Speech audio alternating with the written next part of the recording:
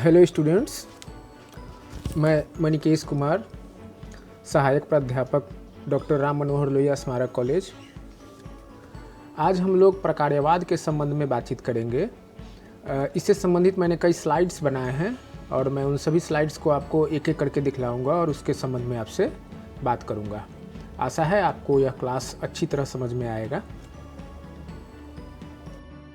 प्रकार्यवाद का अर्थ है वह वाद या वह विचारधारा जो चेतन के कार्यों को मनोविज्ञान की विषय वस्तु मानता है। इस विचारधारा का जन्म संरचनावाद की प्रतिक्रिया स्वरूप हुआ। विलियम जेम्स द्वारा प्रकार्यवाद की स्थापना हार्वर्ड विश्वविद्यालय अमेरिका में की गई। तथापि इसका विकास शिकागो विश्वविद्यालय में जॉन डेवी, एंजिल और हार्वे कार आदि के द्वारा हुआ। पुनः कोलंबिया विश्वविद्यालय में मकीन, थॉर्नडाइक और वुडवर्थ आदि ने इस विचारधारा को बल दिया। मुख्यतः इन दो विश्वविद्यालयों के नाम से प्रकार्यवाद का शिकागो संप्रदाय और कोलंबिया संप्रदाय विख्यात है। आइए अब हम विभिन्न स्लाइड्स के माध्यम से प्रकार्यवाद का विस्तृत अध्ययन करते हैं। पुनः वाद का अर्थ हो सकता है विचारधारा या फिर अध्ययन क्षेत्र की विषय वस्तु। यहाँ इसका अर्थ मनोविज्ञान की विषय वस्तु से है। प्रकारवाद या फंक्शनलिज्म नामक विचारधारा अमेरिका के मनोवैज्ञानिकों की देन है। उनका कहना था कि मनोविज्ञान की विषय वस्तु चेतना की क्रियाएं होनी चाहिए। चेतना का अर्थ है अपने विचारों, स्मृति, भावनाओं, संवेदनाओं और वातावरण के प्रति चेतना या आत्मबोध। चूंकि चेतना मानव मात्र का गुण है जो इसे अन्य जीवों से अलग करता है, अतः चेतन की प्रक्रियाओं का अध्ययन मनोविज्ञान की विषय वस्तु होनी चाहिए। इस विचारधारा का जन्म जर्मनी के संरचनावाद या स्ट्रक्चरलिज्म के प्रतिक्रिया स्वरूप हुआ, जो यह मानता था कि चेतना की कंपोनेंट्स या उसके पार्ट्स या स्ट्रक्चर, ये चीज मनोविज्ञान की विषय वस्तु होनी चाहिए।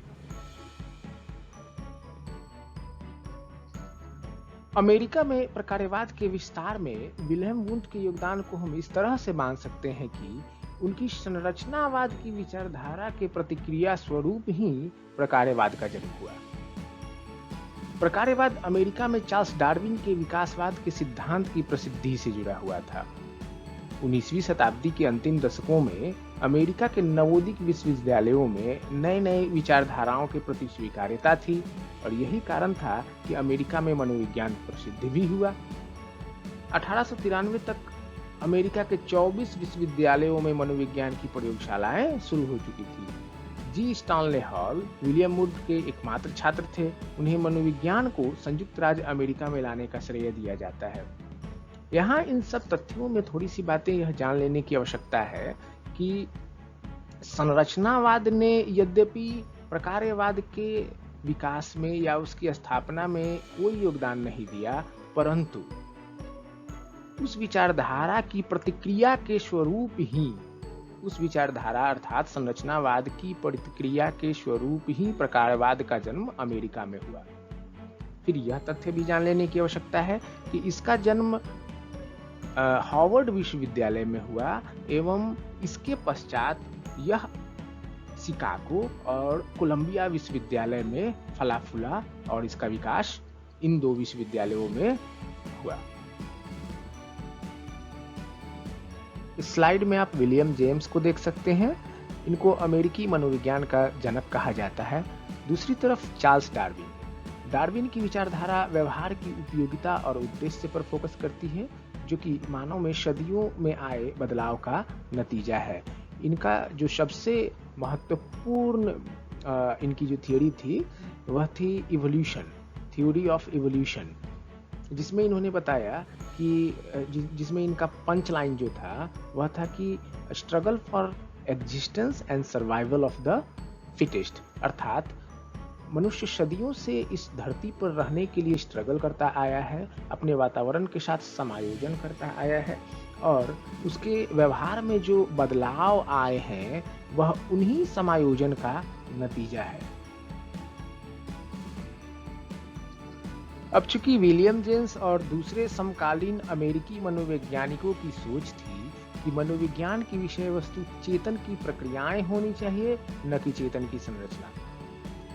प्रकार्यवाद चार्ल्स डार्विन के विकासवाद के सिद्धांत से बहुत ज्यादा प्रभावित था। क्योंकि चेतना मनुष्य मात्र का गुण है, अतः मनुष्य के लिए यह महत्वपूर्ण कार्य करता है। यह तथ्य अमेरिकी मनोवैज्ञानिकों के मन मस्तिष्क में पूर्णतया समाहित था। इस तरह से मनोविज्ञान में चेतना का अध्ययन एक उपकरण के रूप में किया जाने लगा, जिसकी सहायता से मनुष्य अपने जीवन की चुनौतियों और परिवर्तनों का सामना कर सकता है। अमेरिकी मनोवैज्ञानिकों ने अब बाल विकास, दूसरे शैक्षणिक प्रक्रियाओं आदि पर कार्य करना शुरू कर दिया था। इस स्लाइड में हम विलियम मैक्समिलियन वुंट और जी स्टानले हॉल के बारे में समझेंगे। विलियम मैक्समिलियन वुंट आधुनिक मनोविज्ञान के पिता के रूप में जाने जाते हैं। वुंट एक प्राध्यापक थे। वुंट ने मनोविज्ञान को दर्शन और जैविकी से अलग एक विज्ञान के रूप में स्थापित किया, अर्थात इनसे पूर्व मनोविज्ञान दर्शन शास्त्र के साथ पढ़ा जाता था। यह पहले ऐसे व्यक्ति थे जिन्होंने स्वयं को मनोवैज्ञानिक कहना, साइकोलॉजिस्ट कहना शुरू किया। इन्होंने जर्मनी के लिप्जिग विश्वविद्यालय में प्रथम प्रयोगात्मक प्रयोगशाला की स्थापना की मनोविज्ञान के लिए।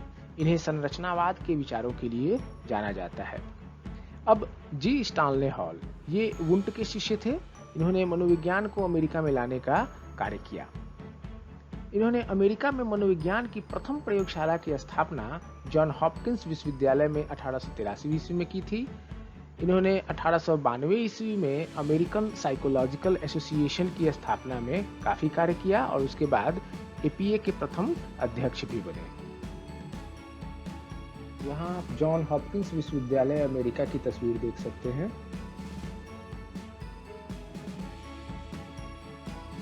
तो प्रकार्यवाद का जन्म चार्ल्स डार्विन के विकासवाद के सिद्धांत से प्रभावित है, जो कि मनुष्य के व्यवहार की विशेषता और उद्देश्य से संबंधित है। वह व्यवहार जो वातावरण के साथ समायोजन हेतु सदियों में बदली है। कहने का अर्थ यह है कि वर्तमान में जो मनुष्य का व्यवहार है वह वातावरण के साथ समायोजित होते हुए, अर्थात अवांछित तत्व को छोड़कर वांछित तत्वों को लेकर मनुष्य का व्यवहार वातावरण के साथ समायोजित होते हुए पीढ़ी दर पीढ़ी वर्तमान स्थिति में आई है। पुनः वुडवर्थ का कहना है कि मनुष्य का मनोविज्ञान का विशुद्ध और क्रमबद्ध प्रयास की मनुष्य क्या करता है, कैसे करता है और क्यों करता है, यह प्रकार्यवाद कहलाता है। इसका अर्थ यह हुआ कि संरचनावाद में जो दो बातें, अर्थात मनुष्य क्या करता है और कैसे करता है, इन दो बातों के अलावा तीसरी बात कि वह अगर कोई कार्य करता है तो क्यों करता है, इन सभी बातों का उत्तर हमें प्रकार्यवाद में मिलता है। पुनः चेतना का अध्ययन ही प्रकार्यवाद का मूल है। यह मनुष्य की क्षमता और उसके समायोजन से संबंधित है। अब हम प्रकार्यवाद के शिकागो संप्रदाय के संबंध में जानकारी हासिल करेंगे। इस स्लाइड में आप शिकागो विश्वविद्यालय की तस्वीर देख सकते हैं।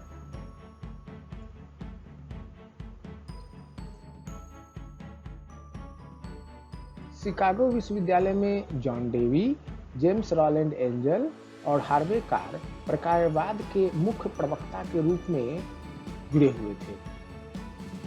अमेरिका में मनोविज्ञान के शोधार्थी अब मस्तिष्क के कार्यों का अध्ययन करने लगे थे, अर्थात प्रकार्यवाद के मूल स्वरूप का विस्तार होना शुरू हो चुका था। आप तस्वीरों में देख सकते हैं जॉन डेवी, बीच में जेम्स रॉलैंड एंजल और सबसे दाहिनी तरफ हार्वे कार की तस्वीर है। तस्वीर में आप देख सकते हैं जॉन डेवी। जॉन डेवी का जीवन काल 1859 से 1952 तक का था। जॉन डेवी की मुलाकात जी स्टानले हॉल से जॉन हॉपकिंस विश्वविद्यालय में हुई। आपको याद होगा यह वही जी स्टानले हॉल थे जिन्होंने वुंट से संरचनावाद की शिक्षा ग्रहण की थी। तो जी स्टानले हॉल से मुलाकात के बाद इन्होंने मनोविज्ञान का अध्ययन प्रारंभ कर दिया। जॉन डेवी ने मनोविज्ञान का अध्ययन प्रारंभ किया। इसके बाद 1894 में जॉन डेवी शिकागो विश्वविद्यालय आए। यहाँ पर इनकी मुलाकात जेम्स आर एंजल से हुई, जिनकी नियुक्ति भी उसी साल शिकागो विश्वविद्यालय में हुई थी। इन दोनों ने लगभग 10 सालों तक शिकागो विश्वविद्यालय में एक साथ काम किया। डीवी का कहना था कि मनोविज्ञान का अध्ययन समाज और मानव की उपयोगिता के लिए होना चाहिए। इनका दृष्टिकोण व्यवहारिक था। अब मनोविज्ञान के क्षेत्र में डीवी के योगदानों को देखते हैं। डीवी का कहना था कि मानसिक क्रियाओं में निरंतरता होती है। वे कहते थे कि मन और चेतन मानसिक प्रक्रियाओं से मिलकर बना है। प्रत्येक मानसिक क्रियाओं का कोई न कोई निश्चित लक्ष्य होता है। उन्होंने रिफ्लेक्स आर्क के संबंध में बतलाया, जिसका अध्ययन मानसिक क्रियाओं की निरंतरता के बगैर नहीं हो सकता। पुनः उन्होंने कहा समायोजन के बारे में। समायोजन उनके कथनानुसार समायोजन एक निरंतर चलने वाली प्रक्रिया है जो कि सदियों से चली आ रही है। यही तथ्य चार्ल्स डार्विन ने भी कहा था। तो इनका कहना था कि प्रत्येक मनोवैज्ञानिक प्रक्रिया का लक्ष्य जीव और उसके वातावरण के बीच समायोजन स्थापित करना होता है। मानव और उसके वातावरण के बीच प्रकार्यात्मक संबंध होता है, फंक्शनल रिलेशनशिप होता है। पुनः ये कहते हैं कि उद्दीपन और अनुक्रिया के बीच निरंतरता पाई जाती है। There is a continuity between stimulus and response. उद्दीपन के अंत और अनुक्रिया की शुरुआत के रूप में हम इसे नहीं ले सकते। अर्थात उद्दीपन और अनुक्रिया की जो प्रक्रिया है उसमें किसी एक कार्य की समाप्ति और उसके पश्चात दूसरे कार्य का आरंभ होना, यह उद्दीपन और अनुक्रिया की प्रक्रिया नहीं कहला सकती है, बल्कि उनके अनुसार उद्दीपन और अनुक्रिया निरंतरता में पाई जाती है। डीवी के विचार मनोविज्ञान की उपयोगिता पर आधारित थे। डीवी के अनुसार मनोविज्ञान में जीव और वातावरण के बीच प्रक्रियात्मक संबंध की व्याख्या की जाती है। जेम्स रॉलैंड एंजल, इनका जीवन काल 1869 से 1949 के बीच था। जॉन डीवी के बाद एंजल प्रकार्यवाद के शिकागो संप्रदाय के सबसे मजबूत स्तंभ के रूप में जाने जाते हैं। इन्होंने प्रक्रिया काल पर काम किया। प्रक्रिया काल क्या है? प्रक्रिया काल उद्दीपन और अनुक्रिया के बीच लगने वाले समय को कह सकते हैं। इनके द्वारा किए गए इस कार्य का प्रकाशन 1896 ईस्वी में हुआ। उनका शोध पत्र प्रकार्यवाद पर बल देता है, फंक्शनलिज्म पर बल देता है। उन्होंने प्रकार्यवाद शब्द टिचनर महोदय से ग्रहण किया। टिचनर महोदय को आप बहुत बड़े मनोवैज्ञानिक थे टिचनर, और टिचनर के संबंध में हम अन्यत्र अध्ययन करेंगे। अब प्रकार्यवाद के संबंध में एंजल के विचारों को देखते हैं। एंजल ने मनोविज्ञान की उपयोगिता पर बल दिया। वह कहते हैं कि मनोविज्ञान मानव को समायोजन में मदद करता है। समायोजन शब्द का अर्थ अब तक आप बहुत भली भांति समझ गए होंगे। समायोजन का अर्थ है मनुष्य के व्यवहार का उसके वातावरण के साथ समायोजन। और प्रकारवाद के मूल में भी यही बात है कि मनुष्य का व्यवहार सदियों से समायोजित होकर वर्तमान स्वरूप में अभी दिखता है, जो कि चार्ल्स डार्विन के सिद्धांत के ऊपर आधारित है। पुनः एंजल का कहना कि मनोविज्ञान मनुष्य की क्षमता में वृद्धि करता है। मनुष्य की क्षमता में वृद्धि का अर्थ है कि यह उसके कार्य करने की क्षमता में वृद्धि करता है। फिर एंजल कहते हैं कि प्रकार्यवाद मन और शरीर के संबंध को परिभाषित करता है। इस तस्वीर में आप हार्वे कार को देख सकते हैं। हार्वे कार ने शिकागो विश्वविद्यालय में मनोविज्ञान विभाग के अध्यक्ष के रूप में योगदान दिया था। उन्होंने मनोविज्ञान नामक एक पुस्तक 1925 ईस्वी में लिखी। यह अमेरिका के मनोविज्ञान को प्रकार्यवादी मनोविज्ञान ही कहते थे। ये ज्ञान, चिंतन, स्मृति, निर्णय क्षमता आदि को मानसिक क्रियाओं के घटक के रूप में मानते थे। अर्थात इनका कहना था कि ज्ञान, चिंतन, स्मृति, निर्णय क्षमता आदि मानसिक, इन सब चीजों से मानसिक क्रियाएं बनी हैं। हार्वे कार एक प्रकार्यवादी मनोवैज्ञानिक थे और प्रकारवाद में इनके योगदान को कुछ शब्दों में हम इस तरह से देख सकते हैं। यह कहते थे कि मन और शरीर अलग नहीं है, अर्थात वो मन और शरीर को सिंगल एंटिटी के रूप में देखते थे। इन्होंने जीव विज्ञान को मनोविज्ञान में समाहित किया। इसका अर्थ यह हो सकता है कि जो भी चीजें जीव विज्ञान से संबंधित हैं वह मनोविज्ञान के द्वारा, और जो मनोविज्ञान से संबंधित हैं वो जीव विज्ञान अर्थात जैविक क्रियाओं के द्वारा कंट्रोल्ड होती हैं। इन्होंने प्रेरणा व अभिप्रेरणा पर जोर दिया। इनका कहना था कि वातावरण मनुष्य को कुछ भी करने हेतु प्रेरित करता है, अर्थात मनुष्य के सारे कार्य वातावरण से अभिप्रेरित होके होते हैं। इस तरह से शिकागो विश्वविद्यालय प्रकार्यवाद की स्थापना और विकास का केंद्र बन गया। लेकिन हार्वे कार के बाद कोई अन्य मनोवैज्ञानिक प्रकार्यवाद के प्रति शिकागो विश्वविद्यालय में उतना समर्पित नहीं रहा।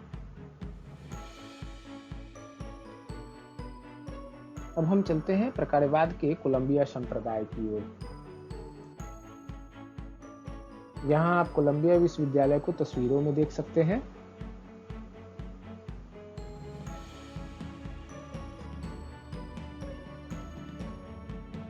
तो 10 साल शिकागो विश्वविद्यालय में बिताने के बाद जॉन डेवी कोलंबिया विश्वविद्यालय आए, जहां उन्होंने अपना बाकी का जीवन एक प्राध्यापक के रूप में, एक प्रोफेसर के रूप में व्यतीत किया।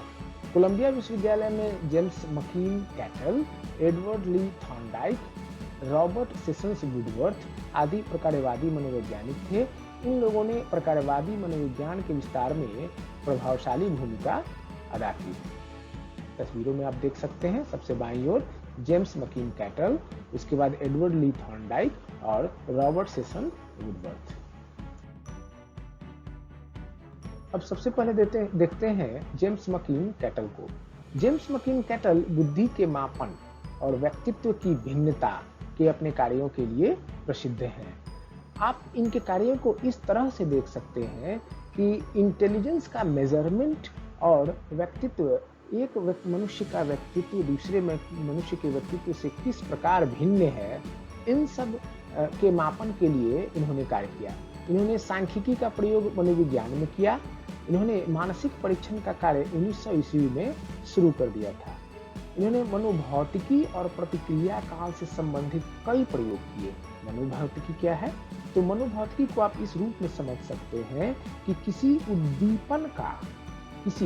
भौतिक उद्दीपन का मनुष्य के ऊपर जो प्रभाव पड़ता है और उसकी अनुक्रिया में जो मनोवैज्ञानिक शारीरिक कार्य होते हैं, उसको हम मनोभौतिकी के अंतर्गत पढ़ते हैं। इन्होंने बुद्धि और व्यक्तित्व की भिन्नता के व्यवहारिक पक्ष पर भी जोर दिया।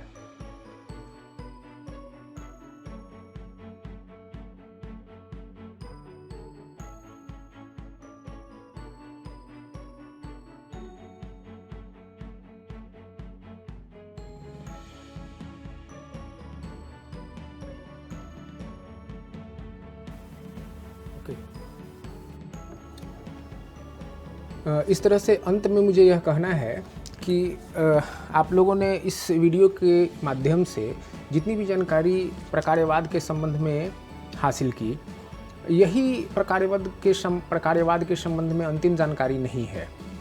आपको निश्चित तौर से विभिन्न इंटरनेट वेबसाइट्स को कंसल्ट करना चाहिए और इस तरह से आप विस्तृत जानकारी प्राप्त कर पाएंगे और ढेर सारा इन्फॉर्मेशन आपके पास होगा और इस तरह से आपको इन बातों को अपने मस्तिष्क में होल्ड करने में आसानी भी होगी और ये सारी चीज़ें आपको लंबे समय तक याद रहेंगी। धन्यवाद।